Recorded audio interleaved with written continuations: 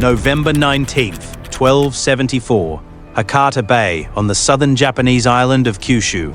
The water is black and restless, and riding on that water sits the largest invasion fleet Asia has ever assembled. Nearly 900 ships stretch across the bay, their lanterns swaying in the dark like a floating city of fire. On their decks, more than 30,000 soldiers of the Mongol Empire clean their weapons and tend their wounds. They have spent this day doing what Mongol armies have done for 70 years, winning. On the beaches behind them, the samurai of Japan lie dead in the sand, cut down by tactics they had never seen and weapons they could not comprehend. The Japanese survivors have fallen back into the darkness, huddled behind an old earthen wall, waiting for a dawn they believe will be their last. Japan has no second army. There are no reinforcements coming. The empire that has crushed China, shattered Persia, burned Baghdad, and ridden its horses to the gates of Europe is now one morning away from adding the islands of Japan to the greatest empire in human history. And then, out on the water, the wind begins to change. Sailors from Korea, men who have spent their lives reading these seas, feel it first. A shift in the air, a pressure in the sky. They warn their Mongol commanders that this bay is no place to be anchored when the heavens turn violent. By sunrise, the invincible fleet will be matchwood. Thousands of the Empire's soldiers will be drowned, dashed against the rocks, or hunted down on the beaches where the sea spits them out. Japan will stand, and its people will whisper that the gods themselves sent the storm. They will give that storm a name that will echo through the centuries and return, 700 years later, in the darkest chapter of another war. Kamikaze. The divine wind. But the truth of what happened in November 1274 is stranger, bloodier, and far more human than the legend. The secret weapon that destroyed the Mongol fleet was not only the wind. This is the story of the first Mongol invasion of Japan and the storm that changed the fate of an empire. The road to Hakata Bay begins decades earlier and thousands of miles away on the grass plains of Mongolia, where a fractured people of feuding tribes had been forged into the most devastating military force the world had ever seen. Genghis Khan died in 1227, but the machine he built did not die with him. His sons and grandsons carried the conquests forward across 2 generations, and by the middle of the 13th century, the Mongol Empire stretched from the Pacific Ocean to the plains of Hungary. It was larger than Rome at its height, larger than the conquests of Alexander, larger than any empire humanity had ever produced. And in 1260, the mantle of that empire passed to one of the most remarkable men of the age, Kublai Khan, grandson of Genghis himself. Kublai was a different kind of Mongol ruler. He had grown up in the shadow of China, tutored by Chinese advisors, fascinated by Chinese administration, silk, ceremony, and statecraft. Where his grandfather had burned cities, Kublai wanted to govern them. In 1271, he proclaimed a new Chinese dynasty, the Yuan, with himself as emperor, and set about finishing the conquest of the Song dynasty in southern China, the richest state on earth. But Kublai carried a burden his grandfather never had. He had won the throne of the empire through a brutal civil war against his own brother, and in the eyes of many traditional Mongols, he was suspect. Too Chinese. Too soft. Too far from the steppe. A man in that position needs victories. He needs the world to see that the ferocity of Genghis Khan still lives in his bloodline. And when Kublai looked east, across a narrow stretch of sea, he saw a prize that no Mongol had ever claimed. The islands of Japan. To the Mongol court, Japan was a rumor of gold. The stories that circulated in Kublai's capital would later be written down by a Venetian traveler named Marco Polo, who arrived at the Yuan court in the 1270s and recorded what the Chinese and Mongols believed about the islands they called Zipangu. The people there, Polo wrote, possessed gold in measureless quantities. Their ruler's palace was said to be roofed entirely in gold, its floors paved with golden slabs 2 fingers thick, its windows framed in gold. The story was fantasy, but it was a fantasy the court took seriously, and fantasies about gold have launched more fleets than facts ever have. Beneath the gold rumor lay colder calculations. Japan traded actively with the Song dynasty of southern China, the last great power still resisting Kublai's armies. Japanese swords, timber, and sulfur, the essential ingredient of gunpowder, flowed to Song ports, and Song coin and culture flowed back. Every ship that crossed between them strengthened the enemy Kublai was trying to strangle. Subduing Japan would close that door. It would secure the empire's eastern flank, overawe the wavering, and hand the new Yuan dynasty exactly the kind of impossible triumph that had built the Mongol legend in the first place. Distant islands, across dangerous water, defended by warriors of famous ferocity. If the Great Khan's power could reach even there, it could reach anywhere. That was the message Kublai wanted the world to hear. Merchants and monks spoke of a wealthy island kingdom, source of pearls and precious metals, trading partner of the doomed Song dynasty. Bringing Japan to heel would cut off Song trade, enrich the Yuan treasury, and demonstrate that the new emperor's reach extended even across the ocean. There was just one problem: Mongols do not sail. The entire Mongol system of war was built on the horse, on mobility across land, on the bow fired from the saddle at full gallop. The sea was alien to them. But the Mongol Empire had never let a gap in its own abilities stop it. When the Mongols needed siege engineers, they took them from China and Persia. When they needed administrators, they took them from the conquered. And when Kublai Khan needed a navy, he took one from Korea. The Korean kingdom of Goryeo had resisted the Mongols for nearly 30 years, enduring 6 separate invasions that devastated the peninsula. By the 1260s, Goryeo was broken, its king reduced to a vassal, its crown prince married into Kublai's own family. Korea had shipwrights, sailors, and centuries of experience in the waters between the peninsula and Japan. Now, all of it belonged to the Great Khan. Kublai began, as the Mongols often did, with a letter. In 1266, and again in 1268, envoys carried messages from the Yuan court addressed to the ruler of Japan. The wording was silk wrapped around a blade. The letter spoke of friendship and harmony between nations, of the Great Khan's desire for peaceful relations, and then closed with a line that no one could mistake. Nobody, the letter said, wishes to resort to arms. In the diplomatic language of the Mongol Empire, this was not a greeting. It was an ultimatum: submit, send tribute, acknowledge the Khan as your master, or face the fate of every kingdom that refused. And the list of kingdoms that had refused was a list of graveyards.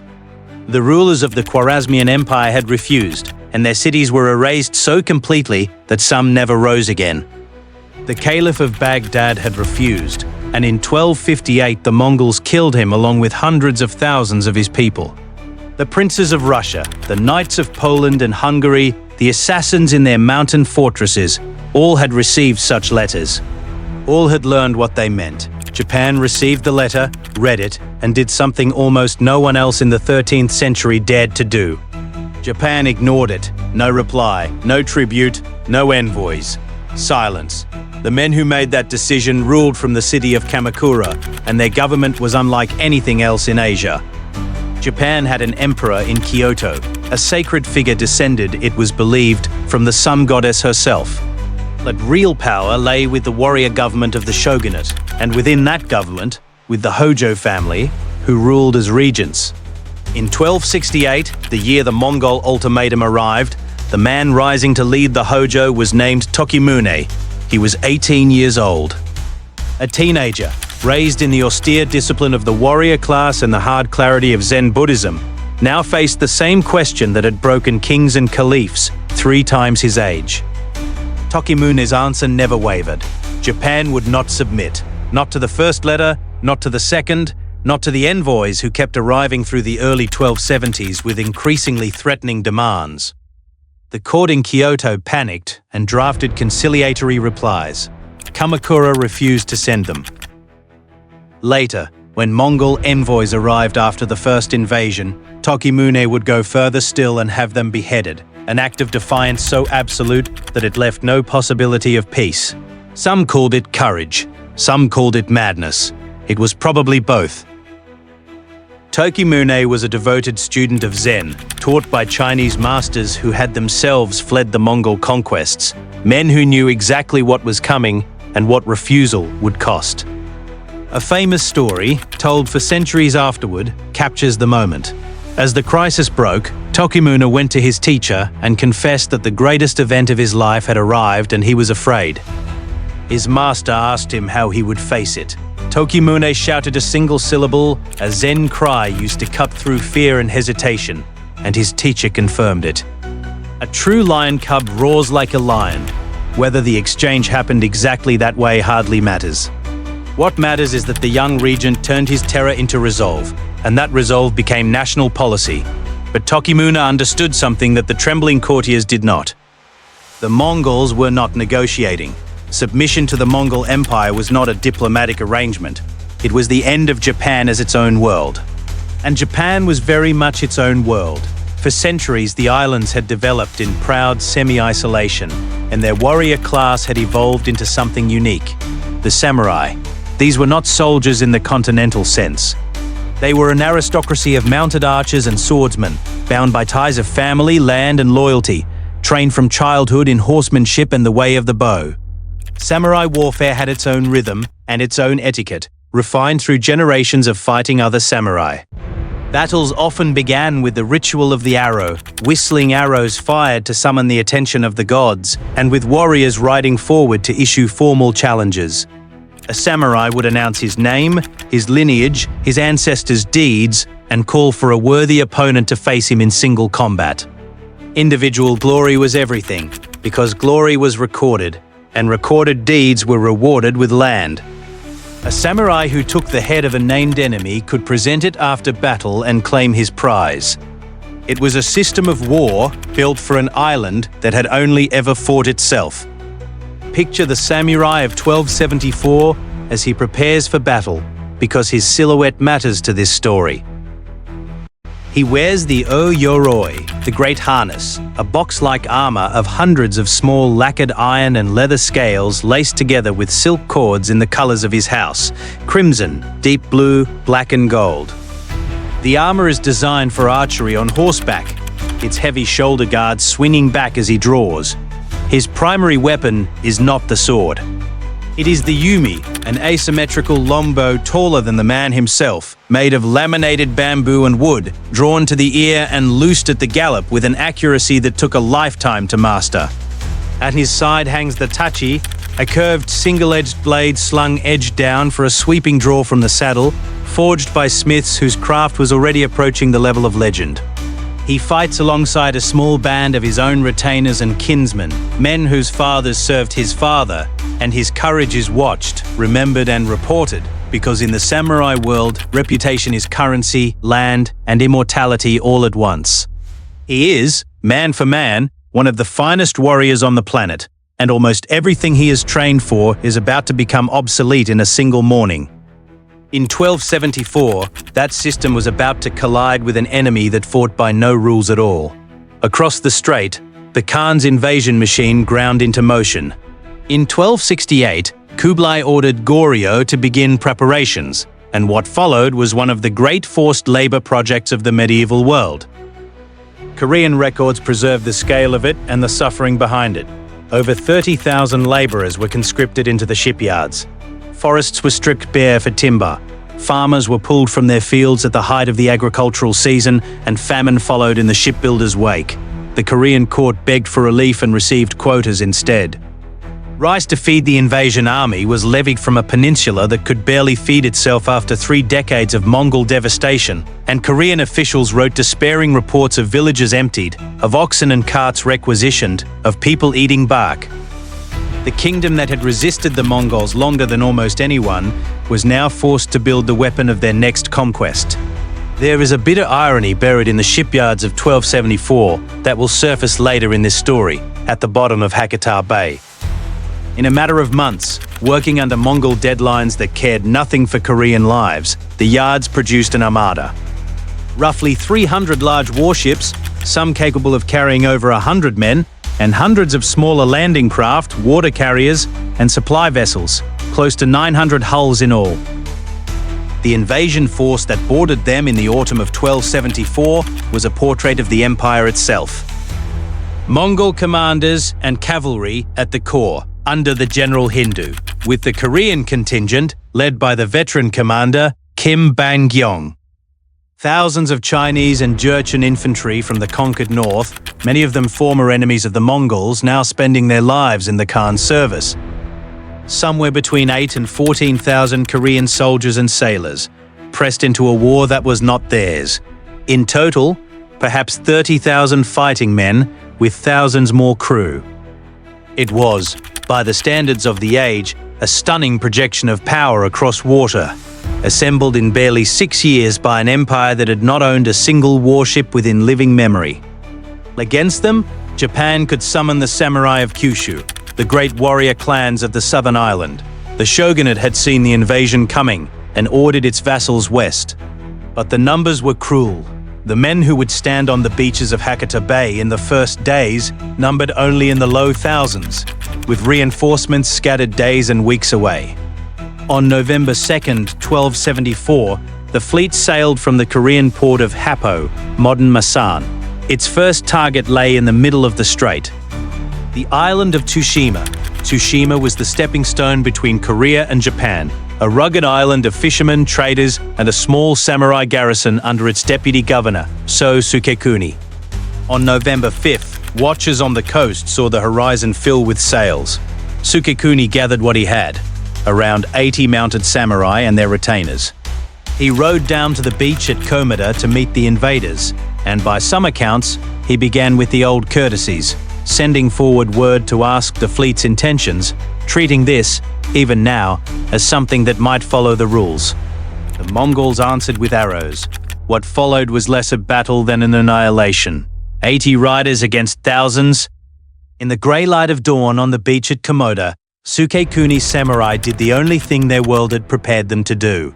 They charged. The chronicles say they fought from first light into the day, that Sukekuni's arrows emptied saddles, and his household fought around him until one by one they were dragged down. The Mongols and their allies came ashore in waves the defenders could not count, and the mathematics of courage ran out.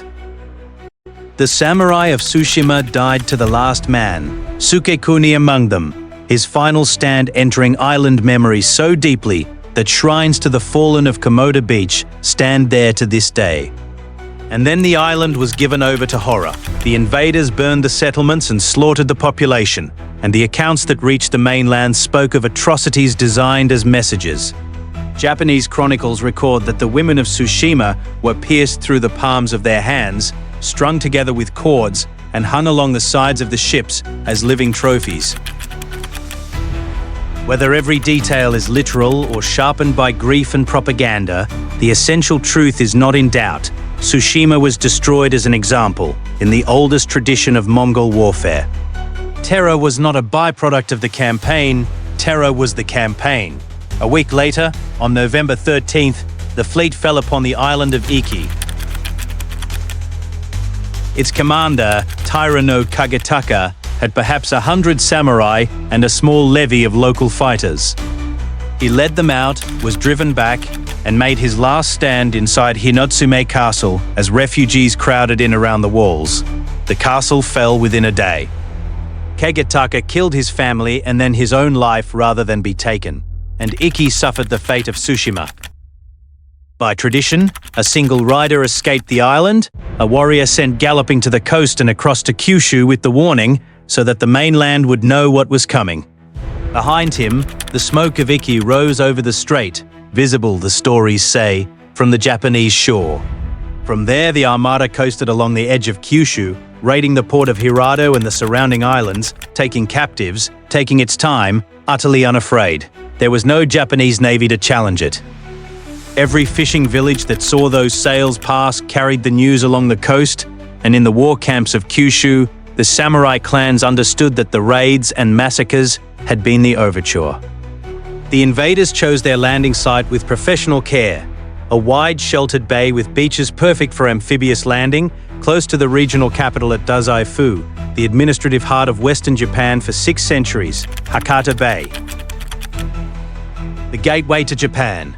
At dawn on November 19, 1274, the ships came ashore, and the samurai were waiting. Every warrior the Kyushu clans could gather in time stood behind the beaches, banners of the great families snapping in the wind. the Shoni, the Otomo, the Kikuchi, the Shimazu. Proud men on fine horses, many of them about to experience the most disorienting day of their lives.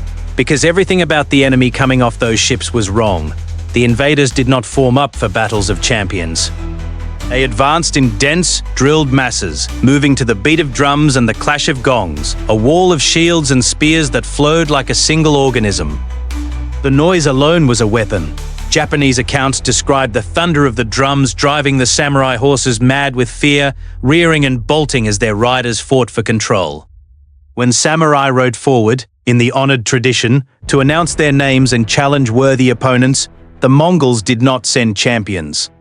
They simply opened their ranks, surrounded the lone riders, and cut them down. There was no dishonor in it, in Mongol eyes. There was no honor either. There was only killing, done efficiently. The arrows came in storms.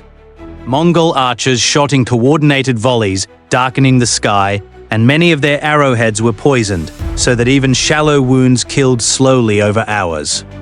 Samurai archery was a marksman's art, one aimed shaft at a chosen target. Mongol archery was industrial, and then came the weapon no Japanese warrior had ever imagined.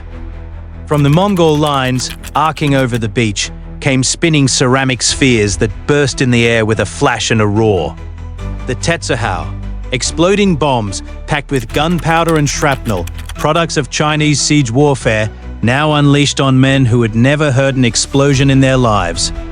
The scrolls painted afterward show them detonating above the samurai, horses screaming, riders blinded by smoke and noise.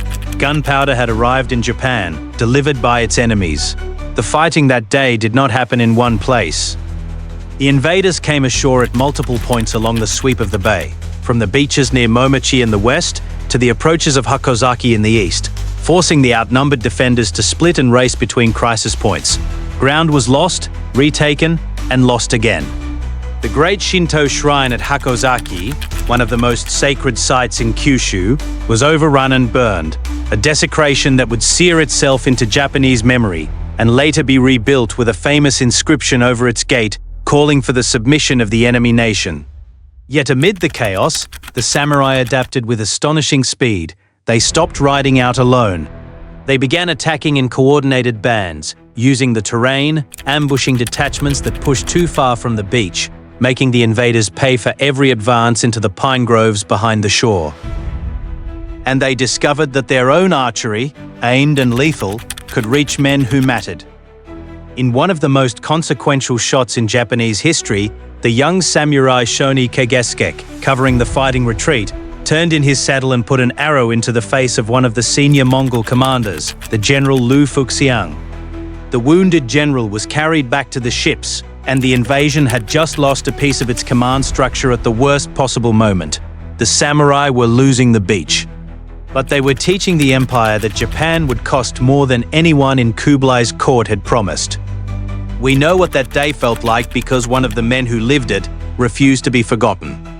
His name was Takezaki Suenaga, a samurai from Higo province, 29 years old, a minor warrior with a small band of 5 mounted men and everything to prove. Years later, Suenaga commissioned a set of illustrated scrolls recording his deeds in both Mongol invasions, and those scrolls survive to this day, one of the most extraordinary eyewitness documents of the medieval world. In them, we see Suenaga at Hakata, ignoring orders to wait for reinforcements because glory goes to the first man into battle. We see him charging the Mongol lines almost alone. We see the moment a bomb bursts beside him, his horse collapsing, blood pouring from its chest, Suenaga himself thrown and wounded with arrows. He survived only because another warrior band swept in at the last moment and drove the enemy back. Suenaga's scrolls are a boast, an insurance claim, and a war memorial all at once. He made them, in part, because he had fought at the edge of death and received no reward, and what he did about it tells you everything about the man and his world. Ignored by the local authorities, Suenaga sold his horses and saddles to fund the journey, traveled months across Japan to Kamakura, and talked his way into an audience with one of the most powerful officials in the shogunate to argue his case in person. He was interrogated about his deeds, witnesses were named, and in the end the official, apparently won over by sheer audacity, confirmed his reward personally and gave him a fine horse from his own stable. Suenaga recorded every detail of that bureaucratic battle in his scrolls with the same pride as the charge at Hakata, because to him, they were the same war. Glory meant nothing unless it was recognized, but through his eyes we see the truth of Hakata Bay. Not a clean clash of armies, but hours of desperate, fragmented fighting. Samurai charging in small groups, dying under massed arrows, learning within a single day to abandon the tactics of their ancestors. And crucially, we see that they kept fighting. That is the detail the legend forgets. The samurai lost ground all day. They did not break. By evening, the Japanese had been driven from the beaches. The town of Hakata burned. The surviving defenders fell back toward the ancient earthwork fortifications at Mizuki, covering the approach to Dazaifu, bloodied and expecting to die at sunrise. And then, the Mongol army did something unexpected. It stopped. As darkness fell, the invaders withdrew from their hard-won positions, marched back down the beaches, and returned to their ships. Picture the Council of War aboard the flagship that night, because the decision made there decided everything. The commanders took stock of a day that had gone according to no one's plan. Liu Fuxiang lay below with an arrow wound to the face. The casualty rolls from the beach fighting were heavier than any briefing had predicted for a single day against island warriors. The army held a beachhead, but behind it lay hostile country, fortifications at Mizuki, and an enemy that had proven it would not shatter. Ahead of the fleet lay a November sea. Historians still argue about what weighed heaviest in the decision. Some point to the wounded commanders and the shaken chain of command. Some point to the arrows themselves. The invaders had burned through a massive share of their ammunition in a single day against resistance far fiercer than expected, and arrows, once spent, could not be replaced across an ocean. A Korean source records a commander arguing the classic Mongol case for pressing on, that a weary army driven deep into enemy territory fights hardest and being overruled. Some argue the entire operation had always been a reconnaissance in force, a brutal probe to test Japan's defenses for a larger invasion to come, and that with the probe complete, there was nothing left to gain. And some point to the sailors, the Korean captains, reading the sky over the bay, warning that the weather was turning and that a fleet caught at anchor on a hostile shore would have nowhere to run. They, of all men aboard, knew what these waters could do, and they knew what the ships beneath their feet were made of, because their own countrymen had been starved and driven to build them. Whatever the reasoning, that night, more than 30,000 men were aboard their ships in Hakata Bay when the storm came. What happened next comes down to us through fragments, and through the numbers recorded when the fleet limped home. The wind rose in the darkness. Not gradually, the way sailors are given time to prepare, but the way November gales come off the continent, a wall of cold air driving down the strait and funneling into the bay. The sheltered anchorage became a trap, its waters heaving, its rocks waiting. 900 ships were packed into confined water, anchored close enough to signal each other by lantern, which meant close enough to kill each other in a storm. Ships dragged their anchors and were driven into their neighbors. Hulls built in months by exhausted, starving conscripts cracking apart under strains they were never made to survive. Imagine the holds in those hours.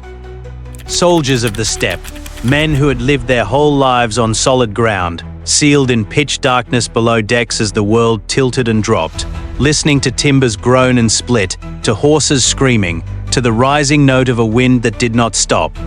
There was nothing for a warrior to fight, no enemy to charge, no wall to storm, only water coming through the seams. Vessels foundered in the swell, others were hurled onto the shore, where, by Japanese accounts, waiting samurai killed the survivors as the sea delivered them. Men who had crossed an ocean to conquer an island drowned within sight of it, dragged down in their armor into black water. By the time the battered remnant of the Armada regained Korean ports, the accounting was catastrophic. Korean records state that some 13,500 men never returned. A third or more of the entire invasion force lost not to battle, but to the sea. In Kamakura and Kyoto, the news arrived like a thunderclap. Picture the defenders at Mizuki in the first light of November 20th. Men who had made their peace with death during the night, standing on the earthworks, staring toward a bay that should have been filled with the sails of their conquerors. And the bay is emptying. The great fleet is gone, scattering north through heavy seas, leaving behind broken hulls on the beaches and the bodies of the drowned rolling in the surf. Scouts ride down to the shore, hardly trusting their eyes. Prisoners are taken from the wrecks. Slowly, impossibly, the truth spreads from the coast inland, to Dazaifu, to Kyoto, to Kamakura. They are gone. The invincible horde, the empire that had never been stopped, had come to Japan, and Japan was still standing. At the shrines, priests had been praying without pause since the invasion began, imploring the gods to defend the sacred islands. Now, it seemed, the gods had answered. The court and the temples proclaimed that the storm was no accident of weather. It was divine intervention, a holy wind sent by heaven itself. And when Kublai Khan returned 7 years later, in 1281, with a fleet many times larger and a second, far greater typhoon shattered that armada too, killing tens of thousands, the belief hardened into certainty and then into national myth. Japan was the land of the gods, and the gods sent the wind, the Kamikaze. But the truth often omitted from the legend is more complicated, and in many ways more remarkable. Start with where the legend itself comes from. Much of the miraculous version of these events was written down decades later in religious texts like the Hachiman Gudokun, accounts produced by shrines and temples with a very specific purpose. After the invasions, the priesthood argued that the true defenders of Japan had been the gods, and that the shrines therefore deserved the rewards. In their telling, the samurai are overwhelmed, helpless, saved only by divine fire and holy wind. It was, in effect, a claim for compensation dressed as history, and for 7 centuries much of the world took it at face value. The warrior accounts, like the scrolls of Takazaki Suinaga, tell a very different story, one where men on horseback do the fighting and no god appears on the beach. Modern historians who return to the earliest sources have mounted a sustained assault on the miracle. Consider the storm of 1274 itself. November is well past the normal typhoon season in Japanese waters, and no Japanese source written in the immediate aftermath describes a great typhoon at Hakata. The earliest accounts speak of the fleet withdrawing, and of a contrary wind, of ships lost on the rocks and at sea. Some modern historians argue that what struck the fleet that night was a fierce winter gale rather than a true typhoon, devastating to an overloaded fleet in a crowded anchorage, but survivable in open water.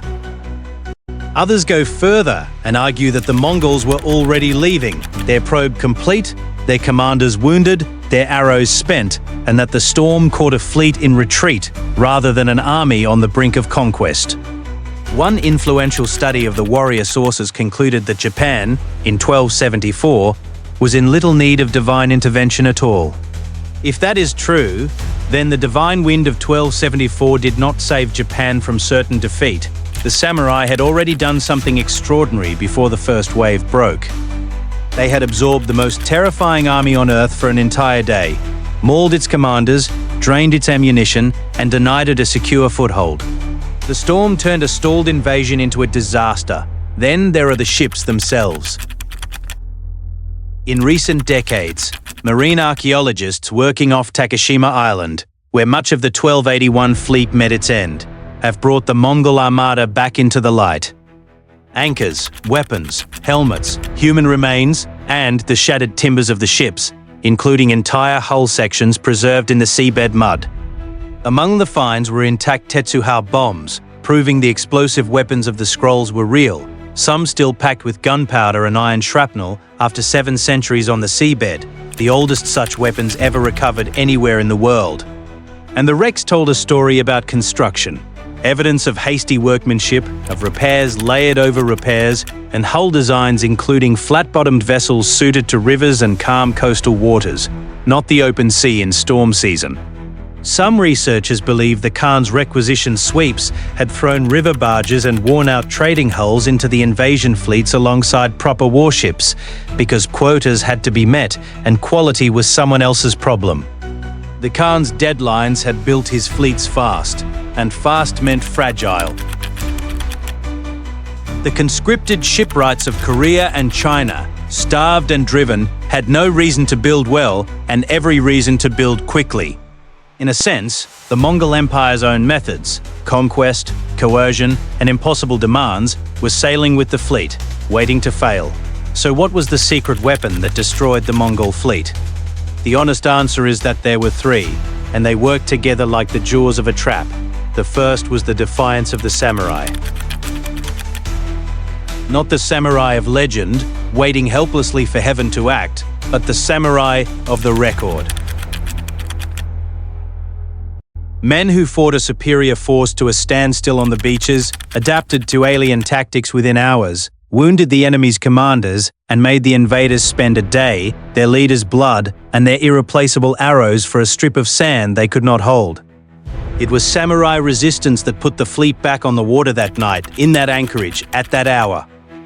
The second was the fleet itself, a weapon that turned in its master's hand. Built too fast, by the conquered and the unwilling, out of an empire's arrogance and a starving kingdom's forced labor, it carried its own destruction in its seams. Every shortcut taken in the shipyards of Korea was a leak waiting for a storm. The third was the wind, indifferent to gods and Khans alike, arriving at the precise moment when the other two had stripped the invaders of every margin for survival. Take away any one of the three, and history may read very differently. Together, they ended the invasion in a single night. Heaven, as one historian put it, helps those whose enemies build bad ships.